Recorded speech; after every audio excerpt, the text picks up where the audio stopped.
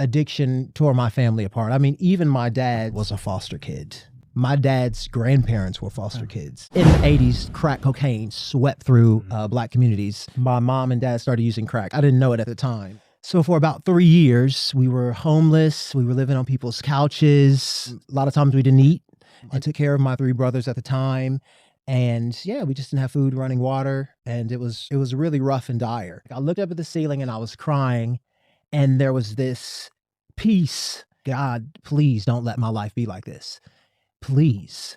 And then my entire body got hot and I felt this power in me that and this peace that surpasses all understanding. And in that moment, I knew everything was going to be okay. If I can make it here from where I'd come from, if I could make it to this moment from where I'd come from, anything was possible. It's like lobsters and crabs trying to get out of a bucket, you know, and everybody's pulling your ankles and trying to pull you back down into the pits of despair and poverty. And I made it out. If I can make it here from where I come from, anything is possible. Anything.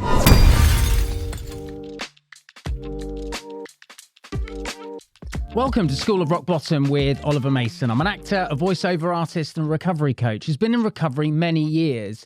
And I know firsthand that rock bottom can be the greatest teacher and springboard for a beautiful life. And as you know, I interview fellow creatives and all inspiring people that have hit rock bottom, but then survived and thrived. This is a podcast of hope and how to get out of the darkness into the light. And that's why I'm so excited today, because I've got the brilliant Brandon Lee Sears in the studio. Hello, Oliver. Thank you so much for coming down. Thank you for having me. I really appreciate it. I'm sure that everybody knows exactly who Brandon is, but in case you don't, shame on you, I'm going to tell you now. So Brandon Lee Sears is a performer who has just finished playing alternate narrator in Passing Strange at the Young Vic, and as Donkey in the UK tour of Shrek the Musical. Previous theatre credits include starring as Jimmy Early in Dreamgirls the Musical, as well as the original West End production of Be More Chill, Come From Away, Heathers, Motown the Musical, and On the Town at Regents Park. Television and film includes Artemis Fowl and Cinderella for Disney, Marriage of Reason and Squalor, and also Greta by Metropolitan Films. For more information on Brandon, head for the show notes. Wow, what an intro. Thank you. I'm so jealous of this shirt as well. I really want your shirt. Thank you have to tell me so where you much. got that. Yeah, someone made this actually and gave it to my partner, and I've been wearing it ever since. I love it. It's a really, really cool shirt. Thank you. Thanks so much for coming on. I know you've been super busy recently, and someone I've been very inspired by online for a long time. I've not actually personally met until today, so it's a real pleasure to meet you, Brandon. And I know you've had a rock bottom in your life that has served as a catalyst for positive changes and mindsets and really everything that you do. And so I thought you'd be a great guest. I wonder if we could start with a rock bottom moment of your choosing, and then we're going to kind of build into the joy and the light from there. So I've had many rock bottom moments, which is funny that you mentioned that. And that is your first question, because I feel like I've always learned something so amazing and spectacular. And that's like what you said, kind of propelled me into a beautiful life afterwards, or a more beautiful life. But I think if I had to start with one, I think I'll talk about maybe the first rock bottom I ever experienced. So I was I'd gone off to college and I was studying at the Boston Conservatory for musical theater. It was at the time one of the top top schools in the nation for musical theater. And it was the first time I'd left Indiana. And I was in this amazing, city, Boston, with all of these magnificent, colleges. And it was nearing the time for me to graduate, actually. I was studying opera performance. And looking back now, I realized that I was very afraid. Transitions are difficult time for my life, and I'll explain later why. But anytime there's a transition coming up in my life, I get quite nervous and anxious. So unconsciously, I found some reason to stay in school. So I changed my major. So I changed to musical theater from opera at the time, and went back a year. So then I studied musical theater there, and And so once I started studying musical theater and I started studying dance, I really felt like I was in my element, and I started partying with my musical theater friends. And as I started partying with them, I think that their opinion of me became more important than the work that I was there and that was required of me while I was there. And the difference between my friends and me was that they didn't have a history of addiction in their family. I've read that addiction, often tracks back, sometimes generations and families. It's a cycle and it's a pattern. And so as I was partying, on the weekends, my friends were partying with me. Every now and again, we'd drink a 40, we'd smoke a blunt, we'd go to rehearsals, and it was like all fun and good and like really quite harmless until it wasn't harmless anymore, and it became quite harmful for me. And so my twin brother moved to Boston. We were partying one day, and we went to go take a little sniff of what we thought was cocaine. It ended up being crystal meth. Right. And then we started smoking and sniffing crystal meth really for a little while. And we thought it was fun. We thought it was cute. We thought it was cool until I kind of went into a hole, and I was in my room. What I remember is I was in my room. I was fixing an outfit, putting together an outfit for me to go to finals. And I kind of went into a hole of like this kind of obsessive compulsive behavior that can happen when you're on a drug like that, and skipped all my finals for that year. Wow. And when by the time we came to, I think it was maybe a week or two later, when I say come to, I became aware of what was going on. I was kind of in this hole of like, doing drugs. And there was someone who we'd met at a party kind of staying with us. A friend of mine was like, where have you been? You look really thin. You look ill. What's happening? This is a long story short.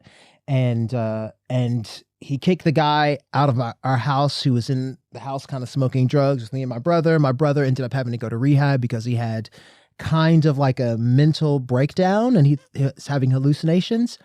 And then I went back to school, and my teachers were like, where have you been? And I think that I thought I was going to get away with it, and I didn't. And they kicked me out of school, actually, for a semester. Wow. They let me come back. But in that semester, I stopped drinking, I stopped doing drugs, and stopped, partying.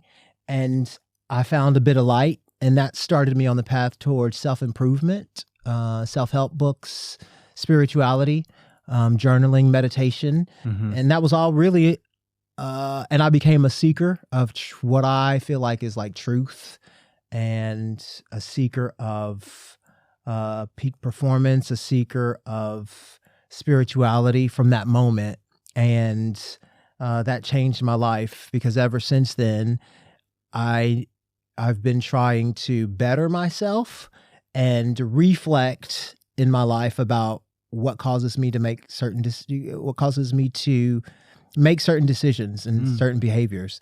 And so that was the kind of the first rock bottom in my life, that like actually where I realized, oh wow, my behaviors have consequences. Yeah. Wow. Thanks for sharing that. Sure. It's the first time hearing that as well. And what really oozed out of my first impression of you online was all this positivity, but maybe I can seek it out based on where I've come from. But I could kind of see, wow, what is the story behind this? And when I started to look, I found, some really interesting things. And I thought, wow, when I discovered more of your journey, it was so inspiring.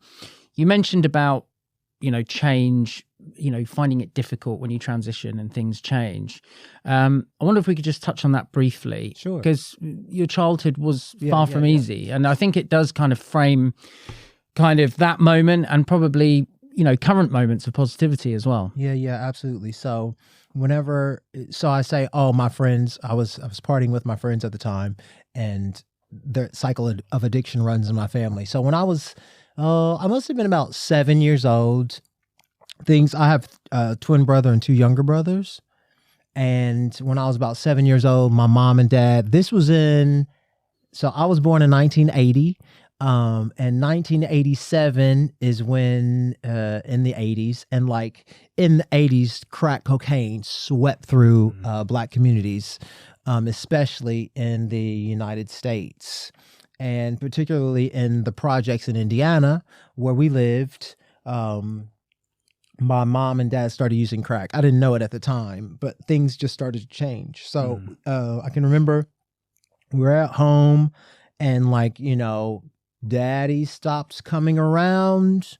We were real Christian. So, mama would sit us down and we would pray for daddy to come back. And it was quite intense. We would have these long prayer sessions where we would pray for daddy's soul and pray for him to come back. And then, so I became aware that things were changing a little bit when this happened.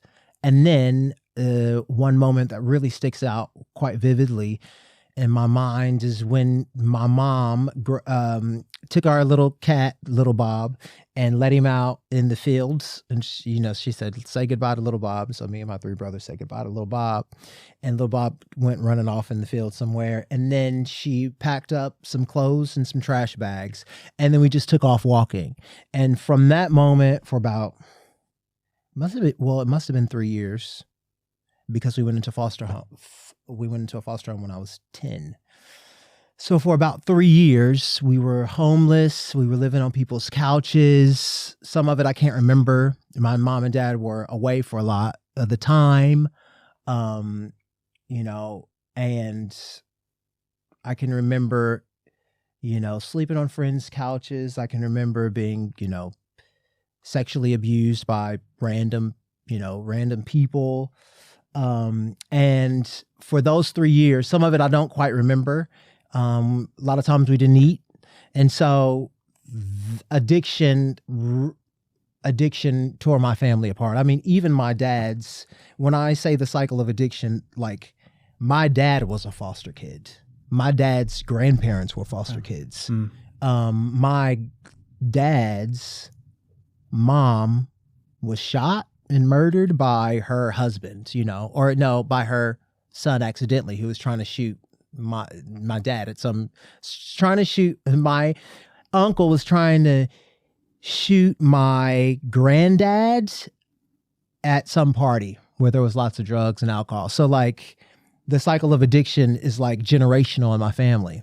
And so anyways, it affected me then. And then I can remember, sitting around trying to eat. I took care of my three brothers at the time, and we just didn't have food, running water, and it was really rough and dire. And I can remember, I used to walk around, and I always had hope, and I still do often have hope in rock bottom moments, because like I can remember at 7 walking around, and it was like I could hear this presence talking to me. I felt like a God or source, just like reassuring me everything's going to be okay. Everything's going to be okay. And finally, about the time that I was 10, the cops came. There was no running water. I mean, we were hungry, and the cops came. Oh no, my mom came and she said, "Hey, baby, I can't take care of you all anymore. Someone's gonna come and pick you up." And so then the cops came, picked us up, took us to my foster home, and that was that. And so that kind of ended that cycle. My foster mom was obviously helpful in ending the cycle of addiction for me, in that she provided a life for us that we would have never had had she not intervened. Right. But so I think that answers your question. Cool. It was a cycle of addiction. It answers my question and some. Thank you so much. I mean, you've been so generous there with what you've shared, and it really makes what happened next that all more incredible, really. There was something that I found online. You know that I'm a bit of a professional stalker. I've warned you. A video that you posted that I found on YouTube. And you said something along the lines of, I don't want to misquote you, that even in those moments that you were talking about, specifically, I think around the age of 7, when crack cocaine came into your life, that you had this inner sense that there was something more for you, that you weren't your situation, that you were something else. Where do you think that comes from? I mean, you mentioned angels in one interview. Do you think that's a survivor's instinct? Do you think that's like a burning light that you have that can't be put out? What do you think it is? I think it's what was told to me by my parents before they became addicted to drugs. And so like I've adopted 2 beautiful boys now, and I always, like, you know, before they go to sleep, I say things to them, you know. Sometimes if we're not reading bedtime story, I say things to them like, you know, you are great. You're going to be great. There's a seed of power within you that you don't even know, the potential that lies in it. And, you know, and I say this like I'm saying, and they ask questions like, what's potential? Right. What do you mean? Yeah, you know, desire. Yeah. And so I just, you know, really, I say things like, you know, you're going to be great. And actually there's someone inside you. And that's God, you know, that's source. That's all that is. That's inside you. And so I say that to say that, like, whenever I was a kid, I used to get told Bible stories. I used to get told things like, you know, God lives inside of you. And so I think it came from that. I think it came from, I think it came from hearing that and those seeds kind of taking root. I've heard stories of people who have never had that, but they just knew within them lied, you know, something that was better. And I think that's in every one of us. I think that we all have the potential within us that's like far greater than anything we could ever imagine, that lies outside of the circumstances that we're in. So I can remember when I was 7 years old, I was laying on some trash bags. My little brothers were with me. It was hot. It was the dead of summer.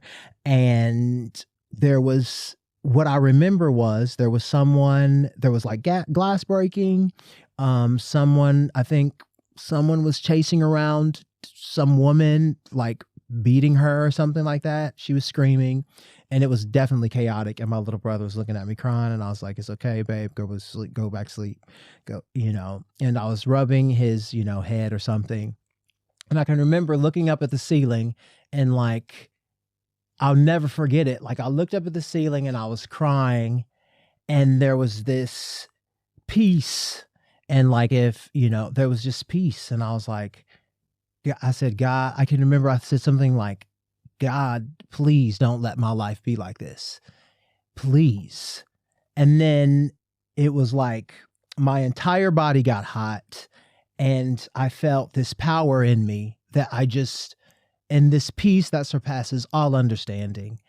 And in that moment, I knew everything was going to be okay. Like, I just knew it. I knew that wasn't going to be my life. I just knew it hands down, without a doubt. I knew that wasn't going to be my life. And then from that moment on, everything changed. Like, I can remember being in school as a kid, in primary school, and being in all advanced classes. I mean, we smelled like pee. Our clothes were dirty. Kids would tease me about, you know, smelling like waste, you know, because we didn't have running water. But I would go to my instrumental class. I would carry my cello home, you know, with this air of like, yeah, just like I'm greater than these circumstances that I'm in. And that's what I mean when I talk about I knew something better was ahead of me. And so, and even now, I'm like so grateful, because like everything I've ever asked for from, I say God. When I speak of God, I'm not talking about God in the Christian sense, although Christianity is deep within me. I wouldn't say I'm necessarily a Christian, because I don't believe a lot of the things that typical Christians do, but I'm definitely spiritual. So anyways, when I say God, I just mean like all that is. I mean love. You could call it anything, the universe or whatever. I feel like that everything I've ever asked for from God, universe, source, life, call it life because I didn't create myself, I've been given, hands down, especially when I put in the work, everything. And coming from what I came from, which is just nothing, to where I am now, I know that's God, you know. And when I say God, I'm not giving over my will to God. I'm saying that like what's deep within me, when I feel like I can't do things in my own will. There's a power that's deep within me that I can't really take credit for, that allows me to do things that are sometimes beyond my own understanding or beyond what I believe for myself. Right. Wow. That I'm capable of. Yeah. I mean, that's such a powerful thing you've just shared there. I mean, connection is so key, isn't it, to mental health and really any situation you're in, whether in your rock bottom, whether you're just sort of striving and you're along the journey, to feel that you're connected to something greater than you. Yeah. And I guess an atheist listening to this might struggle, but even if it's finding a purpose or something that's going to light your belly, but something that's going to get you up in the morning and give you a focus. I mean, what I find so fascinating is that, you know, particularly the 3 years between, you know, when you left home and then you went into your foster family or your foster mum where you stayed, you know, I didn't realize how difficult those 3 years were. I mean, I'm not going to dive into that too much. You've already shared about it, but I hope you don't mind because I found some information here. This is from fosterva.org, and it shows that research has shown that children in foster care are at higher risk for mental health problems, including depression, anxiety, post-traumatic stress disorder, and feelings of guilt, shame, abandonment, and confusion. This can sometimes lead to overcompensating and perfectionism, and issues around sense of identity and self-worth. Now, I know I've just thrown an awful lot at you there, right? Which is probably like a 10-hour podcast. Yeah. I just wondered, did any of that affect your sort of teenage years going into adulthood? Because, I mean, I'm getting a strong sense of the very strong mental resilience, but I just wondered if any of that you had to battle with. Sure. So before I answer that, can I just speak to one thing that you just said, which is interesting, because you said, atheists might have a difficult time listening to this. And I think that's very true, but, you know, like, an atheist can believe in belief. Yeah, for sure. I think an atheist can still believe in self-belief or the belief in something or, you know, or belief in a purpose, like you said, which I think is really important to touch on. Yes. And so I think going back to that time, and I'll answer your question, like, I think the belief was in a purpose as well. So, like, for instance, that purpose for me was taking care of my brothers for a long time, you know. And then in that purpose, it's changed. Like, there's a necessity. So necessity is often important. What I mean by that is, like, sometimes, I don't know if you've ever experienced this, but like sometimes when a person hits rock bottom, say for instance, if they have a family, then the necessity for them to change their life, that's driven by a purpose for their family. Yeah. My wife and kids are going to leave me if I don't change my life, if I don't stop drinking, if I don't stop doing drugs. So that's the higher power, that purpose, that's the gods. And I'm doing quotes right now because I know some Christians will be like, that ain't no God. But so yeah, I just wanted to speak to that before I answer your question. Definitely, like, whenever I was in my foster family, my foster mom is an awesome woman. She was the first Black person. Her name is Ophelia Miles, and she was the first Black woman to go to the University of Evansville, Indiana, I do believe. Wow. And she was a very strong woman. And so I was trying to, it's so funny because I see this behavior sometimes in my boys now, and it just all comes flooding back. What I used to do to my foster mom to accept her love. So you talked about foster kids struggle with identity. Yeah, absolutely. Perfectionism was something that I employed to try and get love from people, you know? And so I tried to do it to get love from, we called her Miss O. So, and I can remember when one time I was 24, I'm going to answer your question through a story. I was 24 years old. I had gone back to the conservatory, by the way, going back to that story when I got kicked out. Right. I'd changed. I had a smashing year after that. I'd been given, after that, I got a full scholarship to study at Boston Ballet over the summer. And so things were really on the up and up for me after this rock bottom moment. However, because I, 1, changed my major, 2, been kicked out of school, 3, was on scholarships and loans because of how well I did in high school, all the money ran out. So guess what happened to me? I didn't get to finish my senior year of college because I couldn't afford it. Right. I called my foster mom and I was like, Miss O, could you please co-sign a loan? And she said, honey, we are told in the Bible not to co-sign loans for people. You're going to have to find yourself a way out of this situation. Wow. Wow. I was like, oh, what do I do now? So I had to leave the conservatory. Anyways, I left the conservatory and I got a job on a cruise ship. One day on the cruise ship, I was sipping Mai Tais on the beach with some friends. I think it's called Rainbow Beach. And I was standing in the ocean, knee deep. And these friends were lovely friends of mine. It was like the first time I found a group of people that like I connected with. I love community. That's like a core value of mine, is connection through community. This was like one of the first communities that I had outside of college. And I was looking out and this whale jumped out of the ocean and like hovered in the air for what felt like an eternity and then splashed back down. And I was like, and everyone on the beach was like, like at the same time. And it was the most exhilarating, like goosebumpy, you know, type of feeling I'd ever had. And in that moment, I thought to myself, wow, if I can make it here from where I'd come from, if I could make it to this moment from where I'd come from, anything was possible.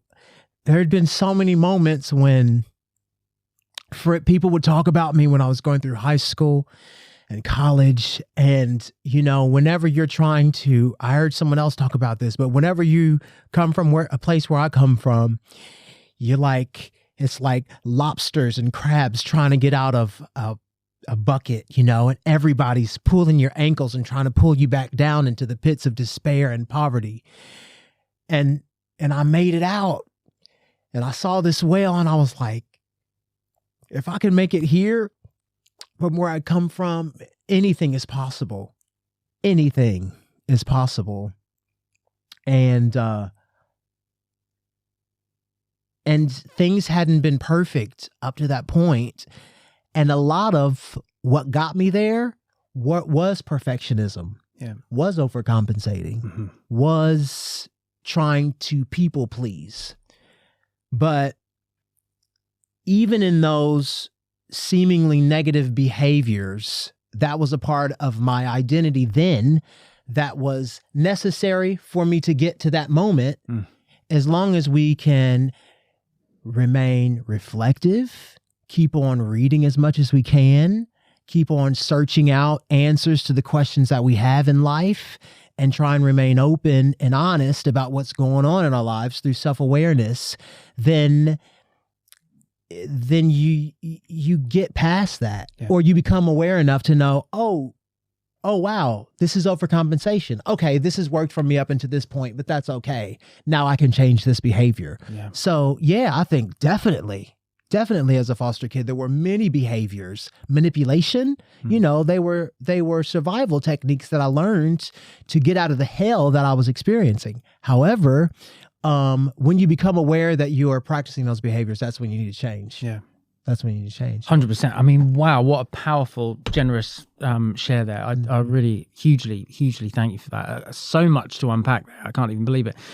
I mean, one thing that really stands out to me is that, you know, I think with trauma or hard times, so many of those things are transferable skills if you're smart about them. And I think that's what you just talked about. You talked about, you know, there was overcompensating, there was perfectionism, but you turned that into like a overwhelming drive to succeed, which is really amazing. And, you know, even then when you were talking about manipulation, I know hustling is something that you've always been really good at.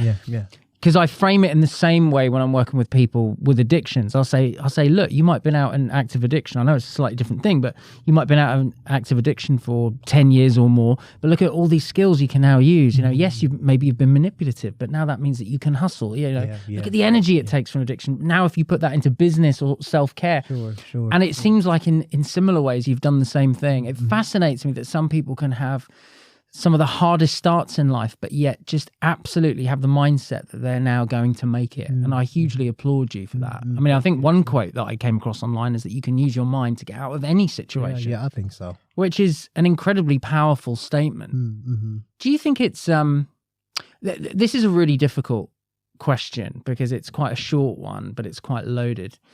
Do you think if performing arts wasn't part of your story, you would have made it in terms of your growth and your mindset?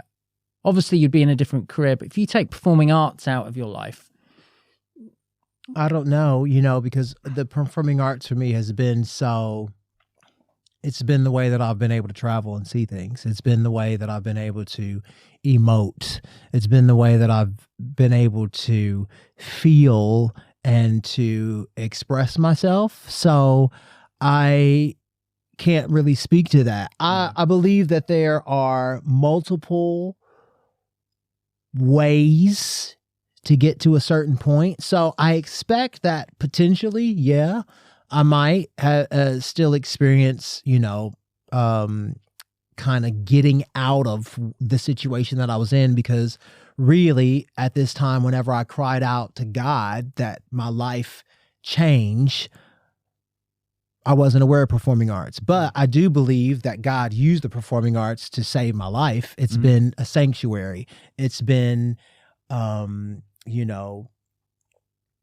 think you called it a home before. Yeah, like coming home and a savior. Yeah. It's been a home for me. It's been solace. It's been peace when I didn't have anything else. And it's been a savior in that sometimes I've made a decision based on the responsibility that I have towards something that I'm doing in my profession that's literally saved my life. And, my twin brother and I were talking not too long ago, and he was talking about a friend of ours who used to be a dancer, and he was like, she OD'd and died. And I was like, what? Yeah. She was in her 30s. And I was like, oh my God, but I definitely remember a time when I was doing every drug under the sun. I think I've done them all. Yeah. And I was like, oh, wait. I've got to stop because I can't do this because I care about, this ballet company that I'm in. But, so the performing arts, has definitely been a savior for me and kind of a higher power. I remember when I met my husband, I was like, whenever we were dating, I was like, don't ever make me decide between you and my career. Yeah. and he was like, whoa, he didn't really know how to take that until he really understood that my career is just not a career. My career is it's like, how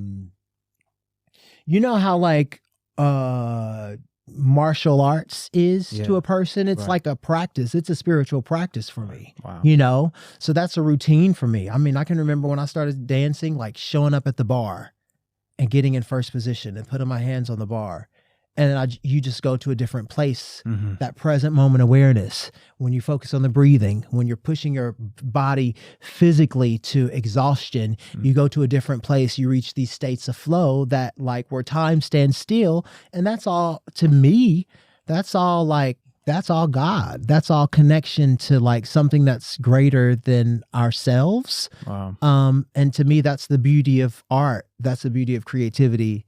And that kind of the expression that happens there. So I expect that I would be a different person was it not for the performing arts. Wow. Sure. I mean, I've had a lot of performers on the show. I don't think I've had anyone speak quite as passionately about performing as you today. I can really sense it's everything. Yeah, really. Yeah. It is. Having said that, I think it's come across very well in this discussion how it's enabled you and been it's a cheesy term, but the wind beneath your wings, if you like. It's helped you on that springboard from the rock bottom. What do you find challenging about the industry? Because it's not always the best for people's mental health. I just wondered, what do you find hard about it? That's a bit of a silly question, perhaps. Exactly what I just said. So what I find hard about it is actually that it did mean so much to me, because that's changed obviously now. My partner and I have been married for 11 years now. Wow. We have 2 boys. So like, that's how I went into the relationship. That's obviously changed a little bit. Yeah. If my husband's listening to this, that's changed. Priorities have certainly changed. But I think that's what's difficult about the performing arts, because when you start to define who you are by your profession, and because it's so connected to, because I have found moments of connection to source through the performing arts. When the performing arts became my career, then I start to identify with the profession, in that the job that I am is who I am. Like the job that defines who I am. And that's a problem, because it doesn't, right? Like, you know, if I'm in a show, that doesn't define who I am. If I'm not in that show, I am that I am. Yeah. If I'm not in that show, what's the beauty of me, what makes me human, is not that show. Gotcha. And so I think that's the difficult There's some thing. performers, when they're out of work, they feel like they're nobody. Oh my gosh, it's hard. It's and- hard. I think that's why we struggled during COVID. I think that's why a lot of people struggle during COVID, because like we've been taught, and society teaches us to equate everything that we have and everything that we do with who we are. So I think that's the problem. Also, another problem is we have extremely toxic people in the industry. Right. I think we have people. I want names. No, I'm kidding. Come on. His name is Shaman right now. Let's go. No, it's all good. I'm gonna blast him out now. I've been waiting for this moment. Yeah. Let's get it all out. And that's not to say anything, but I'll say we have people in this industry who have extremely toxic behaviors. There are lots of narcissists in this industry. Right. And so like, it's just hard to deal with that. It's hard to deal with that. And that affects our mental health. Like, I feel like also a lot of performers haven't been taught the kind of skills to deal with that, to deal with the effect that it has on us mentally, dealing with people like this. And also I have to say that a lot of times people who are creative leaders in our industry haven't been taught leadership skills. And so they impact the people who are, I guess, who they're line managing. So performers, so to speak. So I've worked with creatives, who, when they talk to you, the way they talk to you, it's damaging. If I don't have the skills, and this is not to put anyone on the spot, and I'm not going to, but if I have a resident director or a director who's speaking to me a certain way, and I'm very young and I'm out of college and I'm already equating, what I do with who I am. And then I have someone who doesn't really know how to speak to someone else, or is toxic in the way that they communicate to the actors, that can be extremely damaging, can't it? And have long lasting effects. So there are many reasons that I think we suffer mentally, as actors, singers, and dancers in this industry. And I think that's why it's great that you're online, sort of giving some really helpful advice as well. And I think as well, when you've been through sort of an authentic journey, like you obviously have, and done a lot of self-work and a lot of self-reflection, when you're sort of confronted by sort of all ego, I mean, we've all got an ego in performing arts, obviously. But when we're confronted with people that sort of identify completely with the ego, I struggle with that because of the work I've done on myself. And you see it. You see it, and you're just like, "Where's the authentic self? Where is it?" And sometimes it comes through, and you have that honest conversation. But then there's a lot of characters in the industry that aren't even aware there's a difference, and I think that can be a personal struggle of mine. Yeah, absolutely. I know something that you're really, really passionate about telling is your story about how you actually. I don't know if you actually quit the industry, but there was a couple of times that you actually, I think, took a break or left. And is it right, at one point your agent lent you some money for an audition? You're about to go. Yeah, I love that story. The bit of this story that I find particularly interesting is that it seems to me there was a moment where you sort of threw the towel in, but then immediately got back on the horse. I find that mindset quite interesting. Can you talk me through that kind of seesaw thing? Yeah. So when I was 30 years old, actually, I was working as a trainee or an apprentice it's quite late, but I started dance quite late, with Nashville Ballet. Loved it. after the first year, they didn't promote me to a core dancer in the company. And I was going through some crisis and I just left. And I blamed it on them not promoting me. And I'm a good enough dancer. They should have promoted me. And I'm going to go back home and I'm going to freelance dance and blah, blah, blah. And then even at this time, I had like kind of a crisis and I was going to go back to church. And I was even thinking about like, you know, becoming celibate because I didn't even know if like, yeah, I was just having a difficult time. And I was like seeking out kind of a monk lifestyle. And I was like, what should I do? Right. So I went back home. I left the company. Immediately as I got home, I was like, oh my God, I've made the biggest mistake of my life. Like I just felt the weight of the decision and I was like, oh my gosh. So, but I was stuck with this decision. And so then I decided to give up the industry and I started studying nursing and I was like, I left. Long story short, I went back to performing because a friend of mine said, Brandon, what are you doing? What are you doing with your life? And I was like, well, I'm studying nursing. Like, you know, like you, what are you doing? She's like, I had a baby. I came here because I need to make sure that whenever I'm auditioning that I have a job for my child. She was like, there's nothing holding you back from performing. You are a talented performer. What are you doing? And I just had this aha moment and I thank God for her because I was like, wow, you're right. Called up a company that I'd worked for. They hired me. I met my husband on that shit. Decided to move here to London with him. And so a series of synchronistic events happened. Yeah. And so long story short, I was auditioning in London after that for about 9 or 10 months. Living with my partner, had decided to get back on the train to performing again, taking class at DanceWorks, Pineapples, like every day, had no money. And Lupo came to me one day and he was like, we need to move out of London. We don't have enough money to stay here. We were both, we were on benefits at the time. And we just didn't have any money. Like he was the only one working. And so then we moved to Lytham St. Anne's to work at a hotel. It was easier for us to live for free at the hotel and work there, and then me take the train to London. Right, got you. Makes sense. So one day I was like, oh my gosh, what is going on? And I can remember I was like on the couch, I was like laying, it was like on my knees or something, and I was journaling, and I just started boohooing, and I was like, what am I freaking doing? I was boohooing, crying, and I was like, what is this?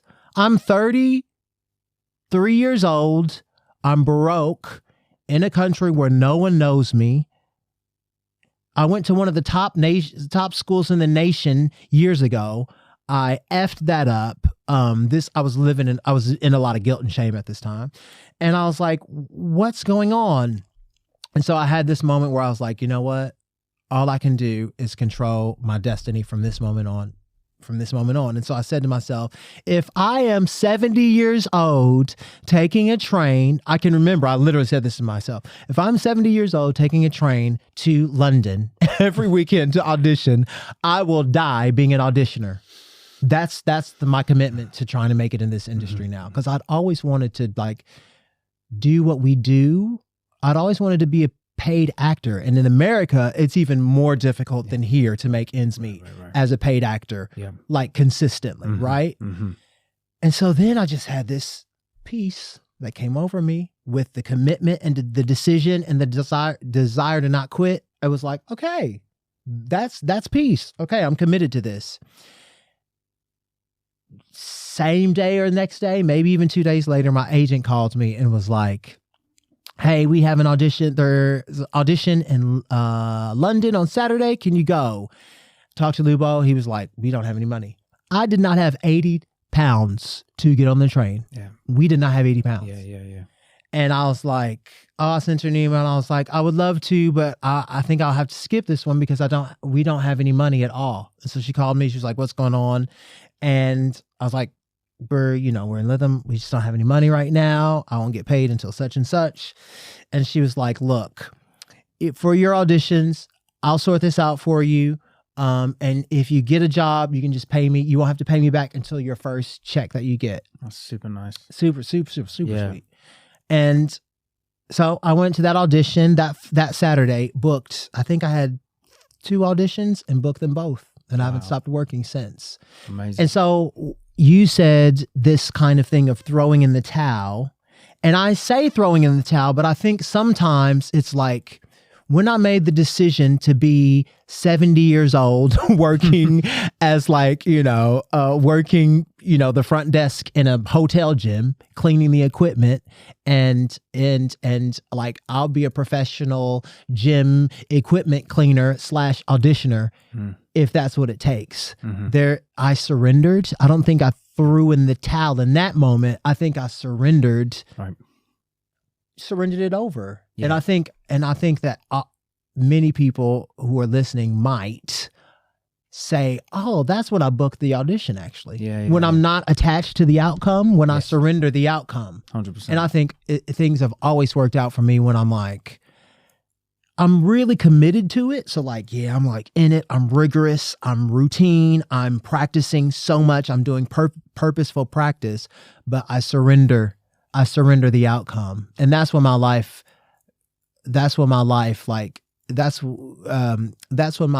is beautiful in ways that can't be explained when I am deeply involved and active in my life without an attachment to the outcome. 100%. Yeah, I mean, it's 100% how I try and live my life as well. It's a work in progress. You've got an amazing skill of looking at any situation in absolutely the most positive way, because it isn't throwing in the towel. It's surrendering to the outcome. This is amazing. It's something that you consistently, I think, achieve, and I think it's just, I don't know if a lot of it's your sort of innate mindset, that connection you talk about, but I know affirmations are something that you were big on. Just briefly, because I think we've got 5 minutes before we get kicked out, right, George? So just real quick, how do you I mean, clearly today we've met up, you're a beam of light. When I found out you were born just 1 year later than me, I thought you were 10 years younger. So you're got a shirt I'm very jealous of. You're obviously doing a lot of things to keep yourself, your mind and your body healthy. Just sort of, it's really hard in a couple of minutes. Like, what are your sort of go-to must-do things to kind of keep level? That's interesting that you asked that. Journaling. So self-awareness, being clear about how I'm feeling, because I think that we have to, how can I be open and honest with the world if I'm not honest with myself? So number one, journaling. Meditation is important. And that's like 5 minutes or 20 minutes of just sitting and concentrating on the breath or breath work. I often found meditation and being at the ballet bar as well. So like something that's kind of a repeated exercise over and over again where your mind switches off, or you can kind of see beyond your thoughts a little bit and get a break from your thoughts.